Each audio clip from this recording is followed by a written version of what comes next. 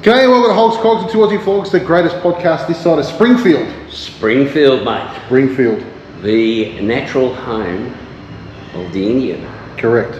This is going to be a different show, mate. Yes. There's going to be a lot of talk of that brand.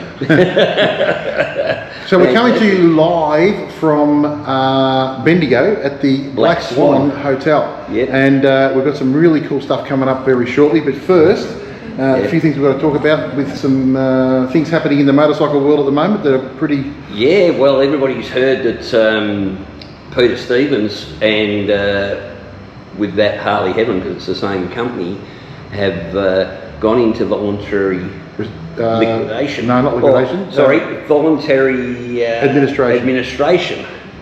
And there's a lot of hoodoo about that, and we've been updating people on the Facebook group. So if you're not a member of the Facebook group, make sure you do become one, because that's where we can give you more up to date. But basically what's happened, they're looking for a new buyer. Yep. There are some rumours rushing around at the moment about who that new buyer would be, but there's nothing confirmed, so no point in going into that. But safe to say there are numerous people looking at purchasing it. So that's a good thing, because that's 400 Australians that will still have a job, mate. Yes. However, in the meantime, there are some issues, such as if you've got a voucher. Yep. So if you own a voucher, if you've got a voucher for whatever reason for Peter Stevens or Harley Heaven, you can go into the store, whether it be an online voucher or a normal voucher, you can go into the store. They will honour that voucher as long as you spend the equivalent the same amount. Yeah. And so if you've got a $100 voucher, you've got to buy something for $200. Yeah. Right? And that's an issue with this administrators. Yep. It's got nothing to do with the guys at Harley Heaven. The other thing is, if you've ordered something, the problem is a lot of the suppliers are now going, well, hold on, we're not going to give you any more stock. You owe us for the old stock. Yep. So until that's played out. So supply of stock is an issue. So if you've got something that you've ordered with them and they haven't got in yet and don't look like they're getting in, they said they will happily swap that for a different order. So you can swap your product. Yep. Not ideal, the whole lot's not ideal. No. But at the end of the day, I want to really emphasise that the people in the shop, their jobs are on the line, and going in and abusing them is not going to change anything, because... to be honest with you, I can tell you from being in business that it's actually taken completely out of their hands. It's got nothing to do with nothing to do with anybody. Administration. The administrators do it, which will be accountants, and they'll be saying, "This is what we're doing." Yeah. You have no choice but to do it this way because we've taken over. And as frustrating as that might be for us as consumers, it is what it is. Mate, I've probably been as harsh a critic of Harley Heaven as anyone, but at the end of the day, the people that work in there are not to blame for this situation. Exactly. So unfortunately. That's just the way it is. That's basically got us where we are with them at the moment, mate. Yep. It's an interesting situation. Yep. You would think that Harley Heaven especially would be making a few quid, being as they sell about 80% of the bikes that go in Australia, I believe. Well, the thing is, there are tough times afoot at the moment, and it just goes to show you how tough they are. When big organisations like that fall over, there is a real problem in the community. I dare say they're going to be hit with land tax, which will be a huge bill for them. There'll be, land grab was that? Land grab. Tax grab. Yeah, they'll be paying, big levels of payroll tax. And like I said, since 2017, we've had now 55 new taxes brought in upon us, and that will be the problem. Yeah, but it's sad, because no one wants to see a business that's been around for 50 years go down the dirt. And the issue will be everybody in the community is hurting with interest rate hikes and all that sort of stuff. And the first thing that goes are toys, basically, and people stop buying them. Well, speaking about toys, we've gone and spoken with Dougal. Yep. And Dougal is the owner of the Black Swan Hotel, the hotel here, and he's got a few bikes, mate. Just a couple. And he's got a little bit of a collection that he wanted to show us. That this is just the ones that are here at the hotel. Yep. So why don't we jump into that interview and show you what's going on here at the Black Swan Hotel in Bendigo. Yep. Rightio, so we're here at the Black Swan Hotel up in Bendigo with Dougal. And Dougal, if you haven't been to the Black Swan, you've got to come up here. It is a fantastic collection of motorcycles, and we've been talking to Dougal for the past half hour or so, and he's got a fantastically interesting story about how this all came about. So Dougal, this is it. This is the band stage where you're at. You've got a couple of choppers up here. What's the story behind those? Yeah, so that Indians, it's unusual to have choppers, and that's because Indian stopped, the official Indian stopped in 1953, and after that things decayed very quickly. And so the Indian dealerships will bring in English bikes and rebadging them as Indians. And of course there were no parts, there were no new bikes coming along. And so once they broke down, if people didn't fix them, then they died. And in those days things were, when I say more disposable than now, things are very disposable now. But in those days people had cars for 2 or 3 years and then they would sell them. And in the 60s, if you didn't have a new car in 2 or 3 years, you were old-fashioned. Yep. So a bit like that with bikes. And there was a big turn away from the American bikes, even in America, to the English bikes. And England devalued their currency in the 50s, and so after the war, so it meant that they were a lot cheaper. And a lot of the young guys that went away to the war in their 18, 20, 25-year-old sort of era where they're very impressionable, those English bikes were nippy and they had front brakes that worked. They were, I wouldn't say easy to start. They just looked sexy, I guess, in those days. And so these agricultural things lost a lot of their kudos, and there wasn't the same retro love as we have now. So these were old, they were dumped, the new things came in. And so Indian production was less than Harley probably from the 30s onwards, and certainly after the war Indian made Chiefs, the 1200s from 46, 47, 48, nothing in 49, and then in 50 they made the Telefork Chiefs, and they made those for 50, 51, 52, 53. But there were only about 2,000 or 3,000 each year, so there weren't a lot of them. So during the 50s, a lot of those decayed and were disappearing.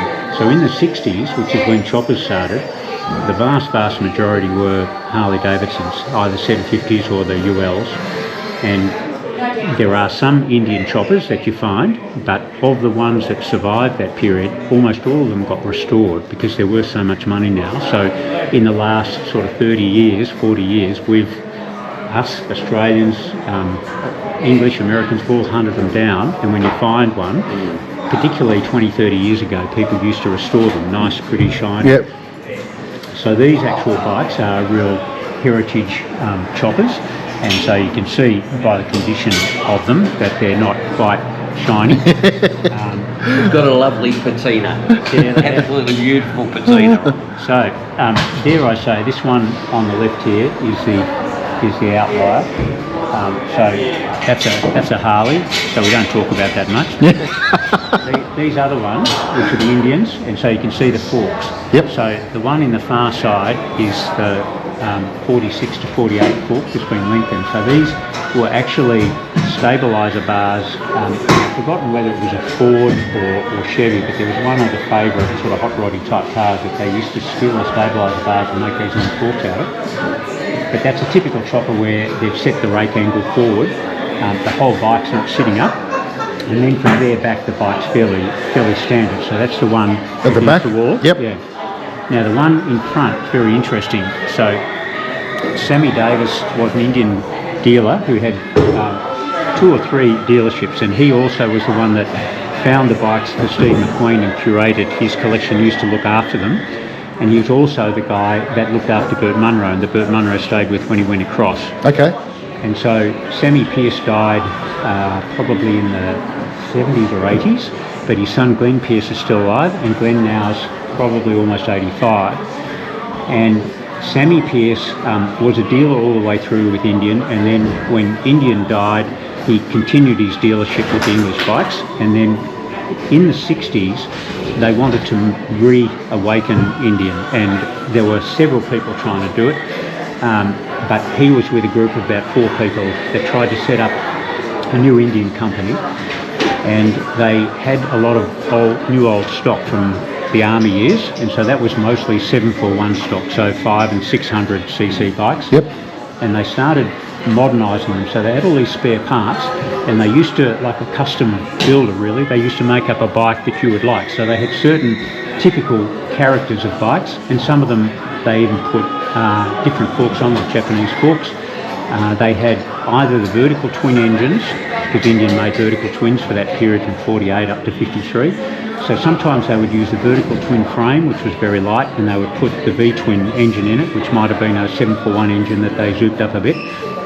Sometimes they would use different seats, sometimes different guards, and they made, in the end, about 50 or 60 of these bikes over a couple of years.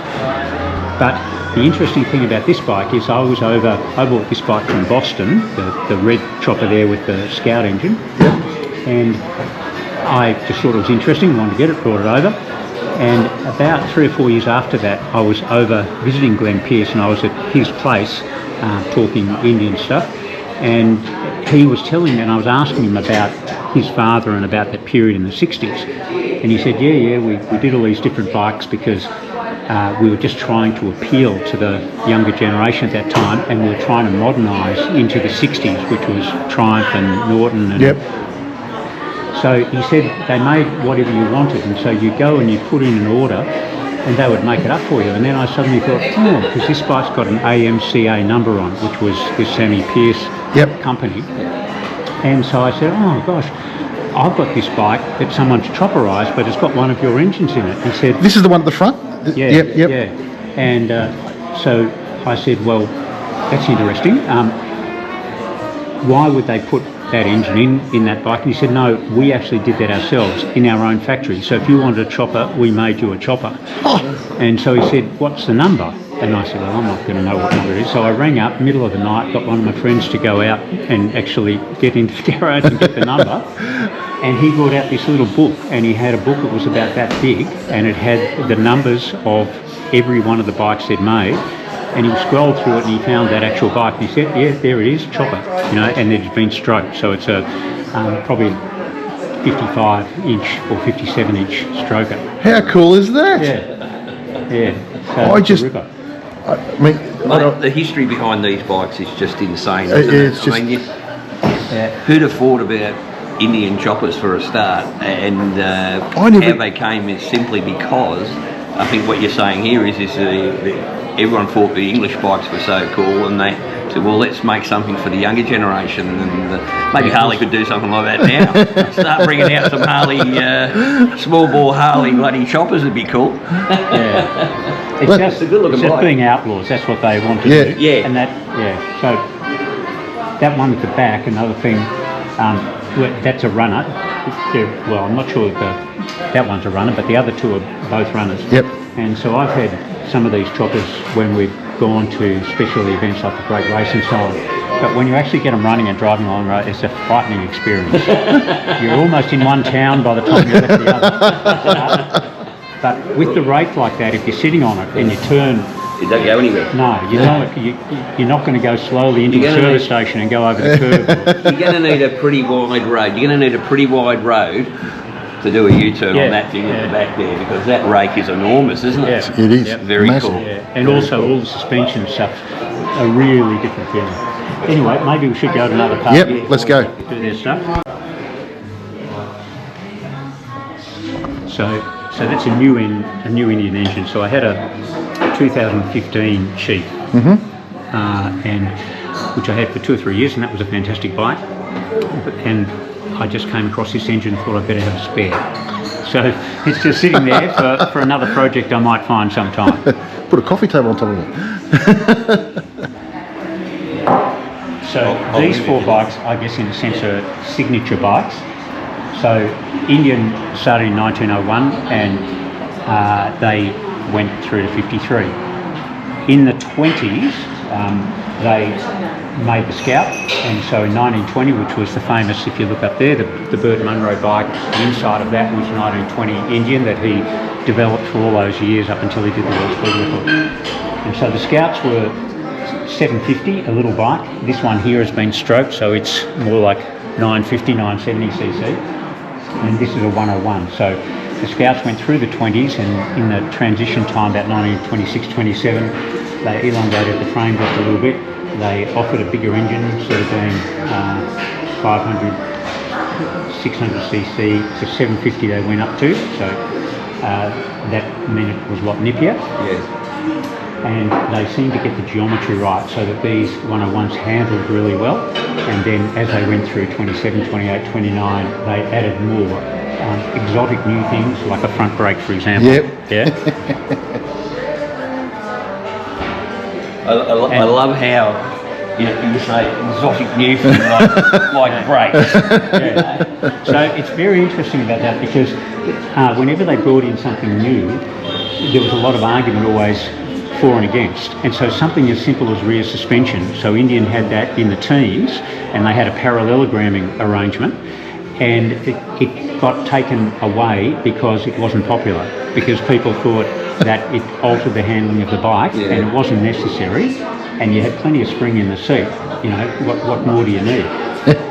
Electric lights. Indian had an electric start in the later teens, and the problem with that was the batteries were so poor that you had about 1 or 2 goes at starting. If it started, that was good.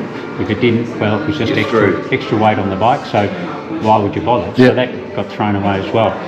Overhead cam, overhead valve, all those sort of things came and went through all these decades, and Indian continued with the side valve because I think it was Cadillac, the cars were considered the most prestigious car and the most reliable, and didn't have all those overhead valve problems and all that loss of oil. And so in fact Indian thought the best thing, like some of the car manufacturers, was to continue, like Ford, side valve Fords, continue all the way through as they did until 53, whereas Harley went to the knucklehead, almost stopped it because in 36 they had so much trouble with their initial knucklehead. Same with Crocker when he first started with the Crocker. 36 they had a lot of problems with the overhead gear, but they eventually perfected it. But they didn't outperform the Indians like the Knuckles didn't.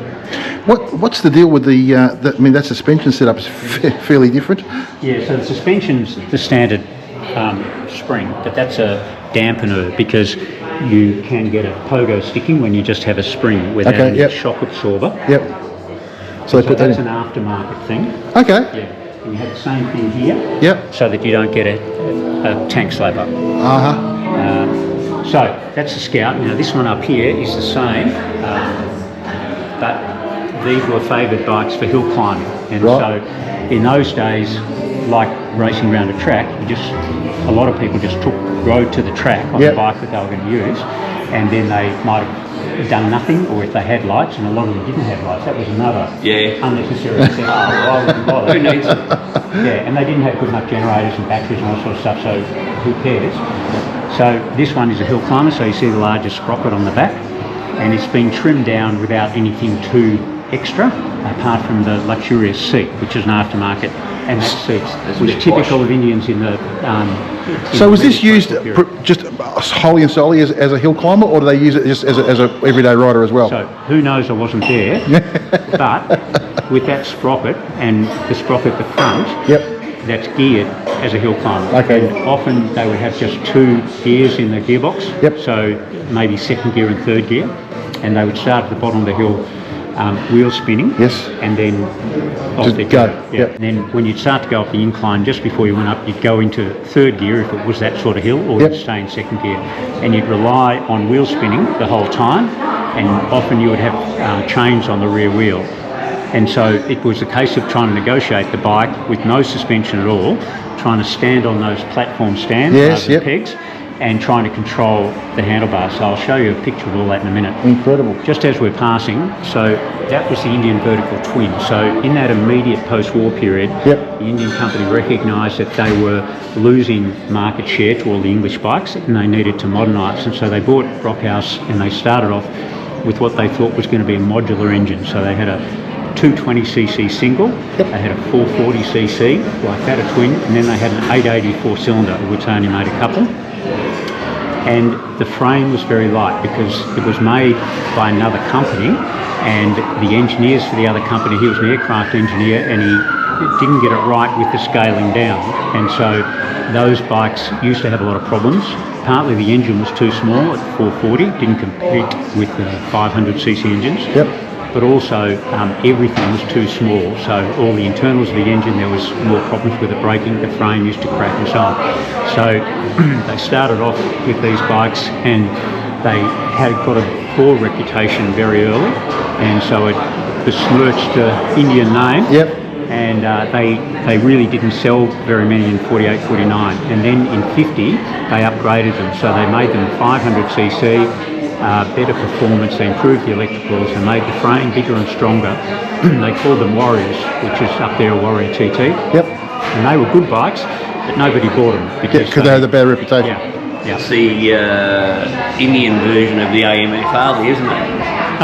Maybe. Just in passing, that one on this the one. left.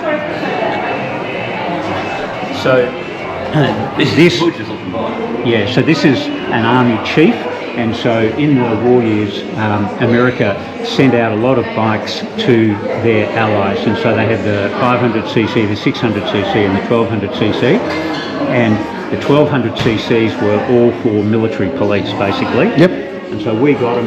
They got them in that north of Australia arena, like Malaysia and so on, and they had them in Canada, Okay. but none were sold in America. So this was the most common chief in Australia right until probably the last 20 years ago when Bull started bringing in other bikes. And this was in Canada, but you weren't allowed to buy them in America. So the Americans thought we were lucky having these bikes. And these had the sprung rear end, Yep. so they were a big plus. So that was the big transition, one of the big transitions for Indian. They put the sprung rear end on, which greatly improved the comfort. This has got the skirted fenders, but in fact these bikes were brought out with military guards. Yep. And there were a very small number of civilian chiefs made in America, 40 and 41.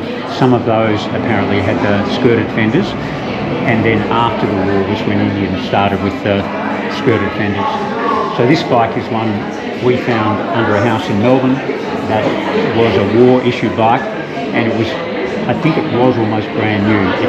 Because there were, after the war, a lot of these bikes got dumped, like the WLAs got dumped, Yep. and some of them literally, the companies that were selling new bikes, the British bikes, they would take the Harleys as trade-ins, and every couple of months they would put them on a ship, take them out in the middle of Port Phillip Bay and just toss them off. Well, there you go, folks. If you're going to go diving, there's probably a few floating around. Might be a bit rusty. Doesn't that break your heart? They also used to bury them. There's talk around a container load of these. There was a farm found with a container load of WLAs, I don't know, 40 years ago or something, and every now and again I've come across people who tell me that they had one as a kid and that's where it came from. It's unbelievable. Now, speaking of hill climbs, have a look at this here. Yeah. So this is Floyd MD, and Yep. if you pan around to that up there, that's him as well. So he won Daytona. He was the first to win the sort of modern Daytona. Ed Kretz, who's that guy over there, Yep. he also won Daytona. But the interesting thing here is that Floyd MD did this hill climb 3 or 4 days before he actually won Daytona. So this is a different bike. This is a 61-inch overhead valve. Yep. And he hadn't done hill climbing before. He just thought he'd have a go. And you imagine now the Grand Prix races just having a go like that 3 or 4 days before the most important race in the world. I'll just have a little bit of a crack at that up there before I jump on and do the Phillip Island Grand Prix, eh? So the racing in America at that time, there was basically 2 sorts of racing. One was dirt track, around obviously a dirt surface around a fair track. Yep. And they were 3rd mile, half mile, and very few were 1 mile, like Springfield. Yep. And the other sort of racing was this. And so you'd go out of town, as you can see the cars there, Yep. and you'd have a little town of 5,000 people, and there'd be about 5,010 people out there at the hill, and you'd just have one pathway going up the hill, and the bikes would go up one at a time. And so they were very steep incline and a very rough surface, completely unprepared. You'd have the chains on the wheel, like you Yep. can see there, for better grip. And It'd be like a cheese grater if you got stuck in that. a very big sprocket, as you see. Yep. The high handlebars, and as you can see, not much purchase between the rider and the bike, so no rear suspension. The seats were often rigid, and so it was a pretty rocky road. And there were the odd incidents where people went over, like all the time. Yeah. The bike stalled, or you got halfway up the hill and you did a wheel stand like that and came off. Yep. Or if you were lucky enough, you got over the top. And if you got over the top, then it was a time thing. So if you had 30, 40 riders, there would usually only 2 or 3 or 4 would get over the top.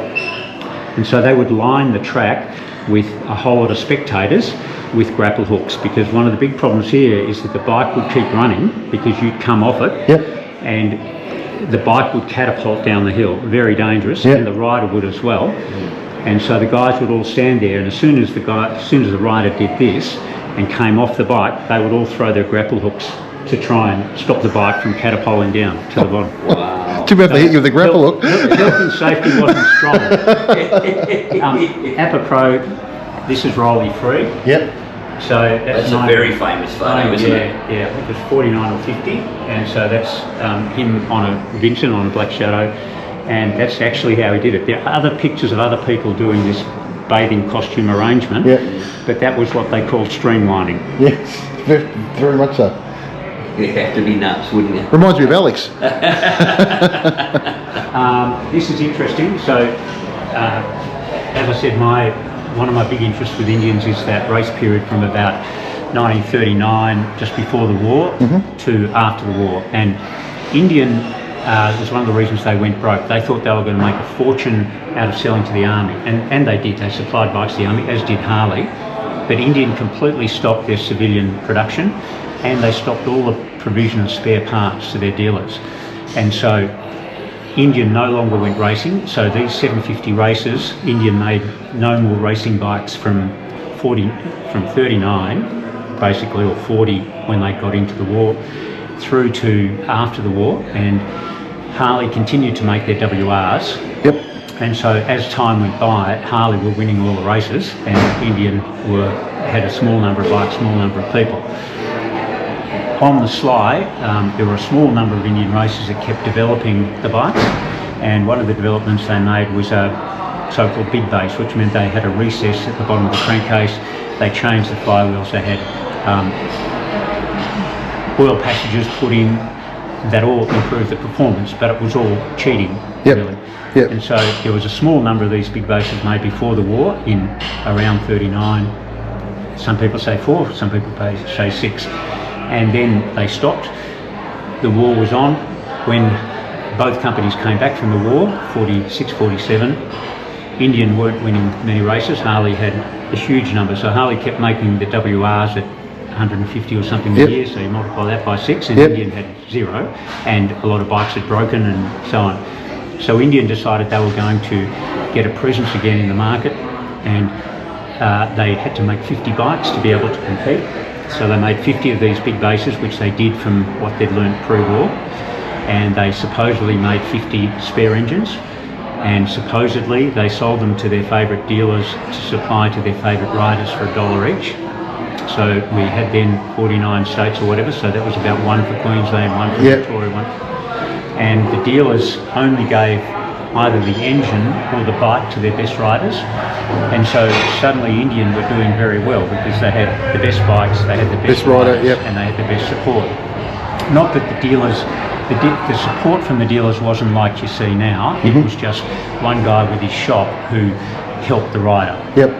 And out of that bunch, there was a small handful of guys that were phenomenally successful, and so 3 of them were called the Wrecking Crew. So if you look over here, these 3 guys here, Beckman, Bobby Hill and Tuman.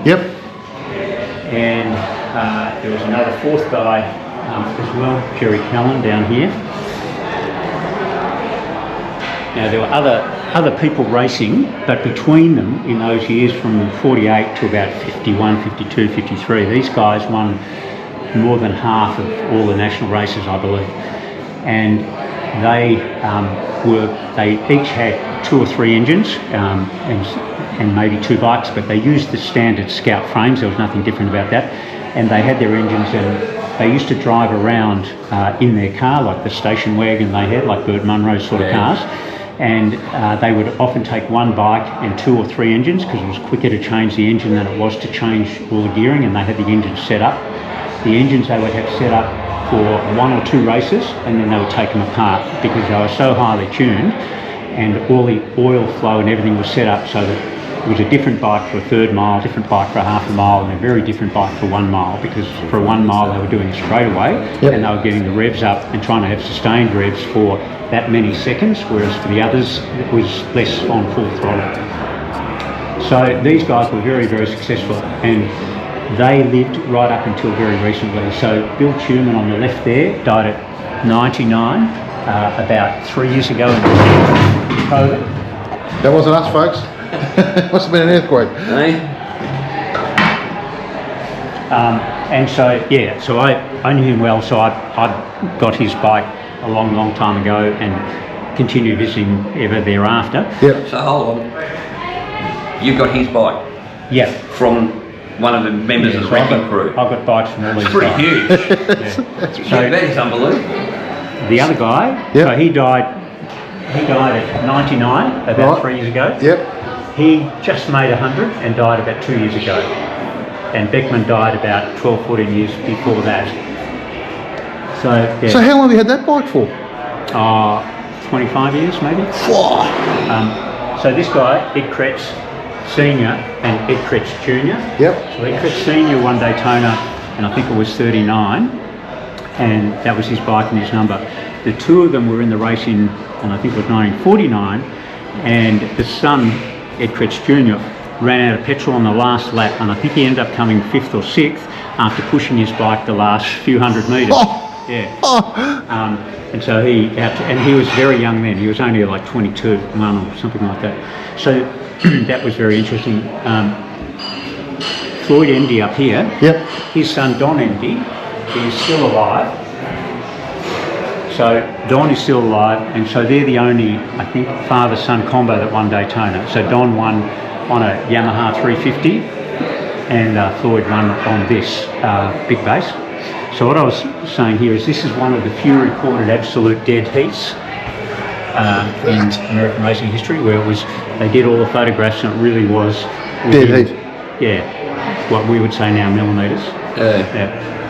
Dougal, can I say you have got the incredible amount of knowledge in that area of yours. It's amazing. Yeah. Well, these are my main guys. Yeah. And this guy's called Smitty. And so Smitty was one of those dealers that used to help repair the bikes, and I've got his bike too. These are all the guys there, and so yes, so that's Bobby Hill and Smitty, and then there's lots of other tuners and guys. So these are my main guys, but there was probably in India there was probably about 12 main riders and their tuners that really were big time, and these guys all knew one another, and so it was a national wide scene. But there was only about 10 or 12 national races, but they were motivated, they loved one another, and they were all great mates, but they had to earn a living, and so they had a day job, but they would drive around at night and they'd go to 3 or 4 country fair type things at night and do 2 or 3 races. And sometimes they wouldn't go to the national races, even though they were big, because the drive to somewhere like Santa Fe and back from the Midwest was so long, it cost them too much. The other funny thing was that they were great mates with the Harley guys. And so when I was meeting these guys in their 70s and 80s, they would often you'd often go to their places and the Harley guys would be there as well, which was fantastic. And they tell you that the Harley factory were very concerned about their prestige and isolation from Indian. They were very much Harley-Indian wars. And because the Indian factory support was never direct, it was always that the Indian factory maybe gave a few bits to the dealer maybe helped out the rider, whereas the Harley thing was a little bit better organised. But the Harley guys were precluded from travelling with the Indian guys, and so they weren't to be seen in the same car, they weren't to help the Indian guys in any way. And these guys used to swap parts, so there might have been Harley flywheels, Harley carburetor like the Linkets and stuff. And so these guys would tell me that they would go, because if they were driving 1,000 miles to race, they would go 3 in a car and they'd have a trailer with the 2 Indians and the Harley. And if it was the Harley fuel card they were on, they had to stop out of town and separate the bikes and go in with just a Harley. Typical bikers, eh? You can put all the rules in place you want. We'll find a way to get around it. The boys want to hang together, the boys are going to hang together, aren't they? So, very funny. So it was good that I got into it early enough to meet these guys and get to know them and hear the stories. And as I was saying a little earlier before we had the camera, it was the thing then where there wasn't the internet, there wasn't all the information out there, and so it was a case of these guys, when they felt comfortable with you, they would introduce you to their friends, and then maybe 5 years later that guy might send a message, or their widow might send a message and say, you know, Johnny's fallen off the perch and he would like you to have that bike. That's just incredible. Yeah, because we've been, and it's like Dave with his Harley. And so the interesting thing is that you can track through the history on one bike, and because they're all in the same era, you can then find the connection. So I'm finding pictures of races in one bike, and I'll see another bike I've got there, or another one there, or you'll read. In those days they were real celebrities, and they were all written up in the newspapers, and so you'll be reading about it, and then you'll read about a race with another guy that you know of, and it was really quite a small band of These people. guys were rock stars, really, weren't they, in the day? Yeah. These guys would have Rock been, stars from Rockford. He was actually a rock star from Rockford. Illinois. Yeah. Incredible, mate. Absolutely incredible. To end up with, how many bikes from the wrecking crew have you got? Oh well, I've got one from each of them. It's not, That's huge. I mean, that is history. Yeah, that's incredible. Wow. Righto, so that's the first part of his collection. Mate, it's a sensational collection, And isn't it? he is just a wealth of knowledge, and I could sit here talking to him all day long, which we nearly did. Mate, the little things like, you know, I just happen to have 3 bikes that belong to, or three of the 4 members of the wrecking crew, just the most famous Indian racing team on the, you know, in history. Incredible. And that was interesting that he's got them. But the fact that he actually knew them and often spoke to them, to me, I mean, you're talking to a bloke who's, you know, in-depthly knows these blokes that were just, they're just iconic through early the motorcycle history, you know, the history of motorcycles. Absolutely insane. So stay tuned, because the next episode we'll have the second part of this, which will be really, really cool. Really cool. Look, it's fantastic, mate. Now, talking about cool, and talking about being hungry, the other night, Friday night, I whipped out to Custom Kraft. Custom Kraft down at Factory 1337 Bayswater Road in Bayswater here in Victoria.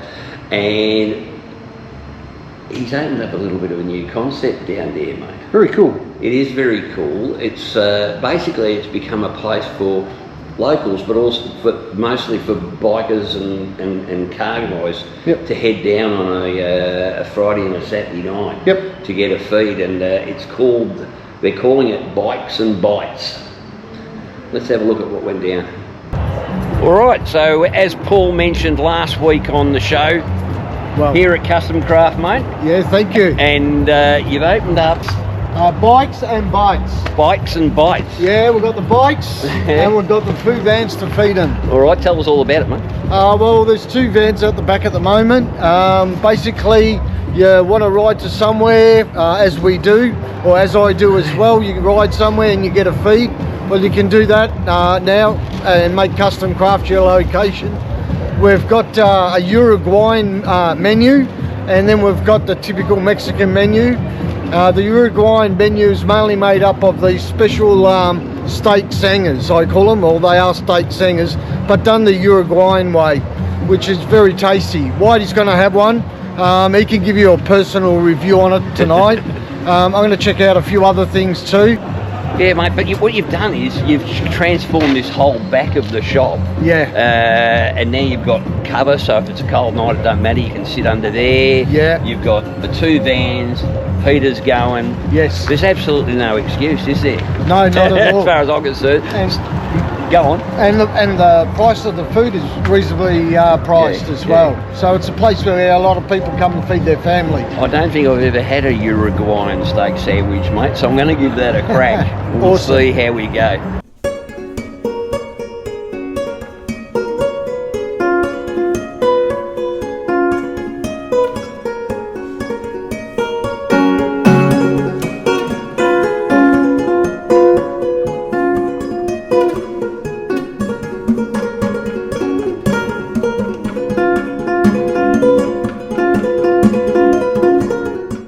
Let's give this a crack, eh?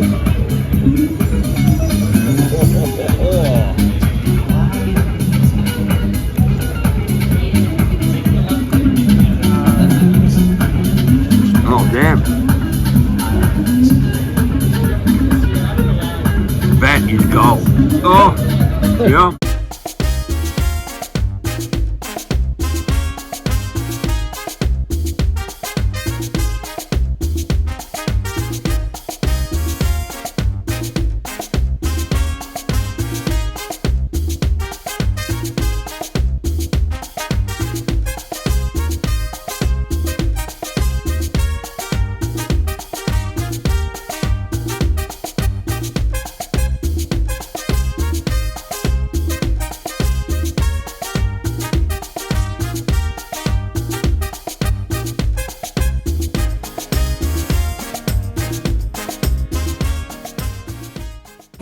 Well, mate, that was a culinary delight. I didn't expect to come and get a treat like that.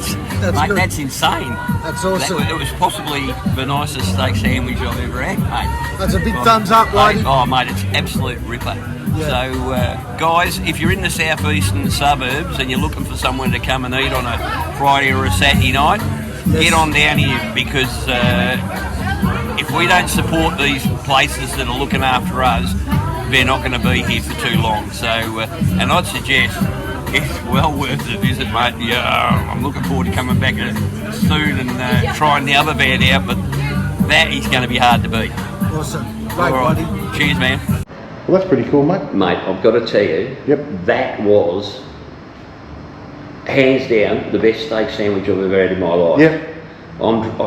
And they do tacos and that sort of stuff. Yeah, they do, mate, but I don't know. The problem is I've had this sandwich that was so bloody good. I think next time I go back, I'm just going to have it again. So anyway, that's it. So, get along there and support them. Yeah, absolutely fantastic, guys. Look, we've got these places. They support us. If we don't support them, don't complain when they're gone. Exactly. So look, even if it's just nip down, have a look around, buy yourself a feed and nick off, you'll be supporting someone who's supporting us. Yep. Not us alone, but I mean the entire biker community. So that's cool. Very cool. Okay. Now, yes, we've got another instalment from our girlfriend Annie. Annie, take it away. Greetings, Flogs and Flogettes. Last year, when Paul and Whitey were in New Zealand, checking out things like the Burt Munro Festival, I was at Spoke in Tasmania, another motorcycle festival not to be missed. Put that on your calendar for next year. March, I think it will be, East Coast Tasmania. I decided that yes, I would be going to the Burt Munro 2025. I wanted to spend a bit of time in New Zealand, perhaps 6 weeks. How was I going to manage that? Okay, I could hire a bike. Well, yes, need a sponsor for that. I could buy a bike. Need a sponsor for that too. Or I could ship my own bike. That was the best thing to do. So I researched that and I ended up using Get Routed, a Victorian-based transport company, and they shipped my bike from Melbourne to Christchurch in New Zealand. $2,800 it cost. All the paperwork's done. That was a return service. I was there in Melbourne the day the bikes, and there were 10 bikes. The fellow takes 10 bikes in his shipping container. They were loaded by forklift into the shipping container and then bolted down. Everything's secure. All your luggage can go in the shipping container as well. Just bubble wrap, panniers, that sort of thing. Best to take your riding gear with you, but I put mine in my top box. Had all my camping gear in my panniers, tent on the back seat, and my bike was shipped to New Zealand. That takes about 3 weeks, so you're actually without your bike for 3 weeks. And flew to Christchurch, picked up the bike, got the roadworthy in Rego, and I was off straight down to Burt Munro. Had a fantastic time there. There'd be over 2,000 motorcyclists, all sorts, heaps of racing, Indians, as well as all sorts of other bikes. There was a hill climb, beach racing was just fantastic, loved that. because they also have beach racing at Spoke. Burt Munro memorabilia, a couple of great museums in the Invercargill Township, and then when my 6 weeks was up, clean the bike, load it into the shipping container, and back to Australia it comes. So fantastic service. I didn't have to worry about any paperwork, and the bike I picked up in Melbourne yesterday, and yeah, everything's fine. It's a great service and it's a great thing to do. This year was the 18th Burt Munro Motorcycle Festival. I'll probably go again for the 20th Burt Munro Festival, because by all accounts that's going to be a biggie. She's having a whole lot of fun over there in New Zealand, mate. Yep. As we did. Yes. But she is having just as much fun, and I can't wait to talk to her when she gets her feet back on the ground, and because there'll be a lot that wasn't put on camera. If I know our Annie, there's going to be a whole lot more. Yep. Cool. Now, some of those bikes we saw, Yes. they did not, I repeat, did not have Corbin seats. No. No. They did not have Corbin seats, because I tell you what, Corbin have been a very good sponsor of the show, and we have just negotiated with them one more time. There will be another competition this year. Yep. There will be another Corbin seat given away. Yep. So whether it's a competition or whether it's a raffle, in fact, looks like it's going to be a raffle. It's going to be a raffle, yeah, I'd say so. And we're very close to identifying the two groups that are going to be the beneficiaries of that? The beneficiaries of that raffle. Once again, we'll hope that when that happens that you do support us, because it will be helping people out, and actually genuinely helping some people out. Yep. So fantastic, mate. Yep. Alrighty, so it's coming up. Yep. The Big Brass Monkey Run, 25th to 27th of July. Correct. So a little bit of update to that. At the Mulwala Resort, we've booked out the whole place. Yep. There is one family room left, which would take 4 blokes. Yep. So it's got three single bigs and a queen. Yep. So if you've got a group of 4 that want to come along there, that group's left. And at the other one just up the road, which is the Capricorn. Yes. Okay, the Capricorn Motel has 6 rooms left, I believe. Correct. So if you want to get in and be very close to where we're all having our activity, they're the 2 places to go. If you go to the Facebook group, there's already there's all the information on there on the flyer. Yep. All right. You don't have to stay with us at either of those 2 places. You can stay somewhere else if you know someone up there, or you've got somewhere else you prefer to stay. But that's what's left. So I think we've got about, I don't know, 45, 50 people coming already, mate. It's going to be a big weekend. Huge. Let's just hope for some rain, because the last 2 years we've been disappointed it's been sunny. Go easy. What's the point of a brass monkey run if it's dry? It's going to be cold. Now, something very sad happened during the week, and I just wanted to set. So Joe Hogg, who's one of the Flogs, and David and Gary both support us as well, and Joe did as well. Unfortunately, Joe lost his battle with cancer. He fought the good fight. He was one hell of a nice fella. Just, I don't know, just spiel when that sort of stuff happens. And I just wish, want to send our deepest condolences and our thoughts with you to the whole family, to the whole Hogg family, all the Hogg families. Just chin up, guys. And like I said, he was a fantastic fella, and we'll miss him dearly. Yeah, you know what, mate? Some people just live more in a smaller time frame. So it's not about the length of time; it's about the quality of time. And from all stories, he certainly lived it well. Yep. So right on, mate. Yep. Okay.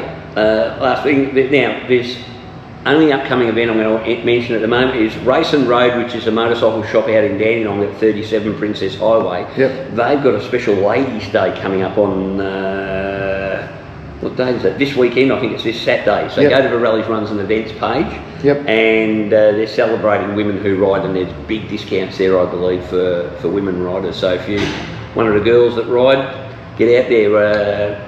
Tracy and Rick were out there the other day getting some stuff for their big adventure that they're going on, and they got looked after really well. So just mention you saw them on the Hogs, Cogs and 2 Aussie Flogs, and then hopefully you'll get yourself looked after.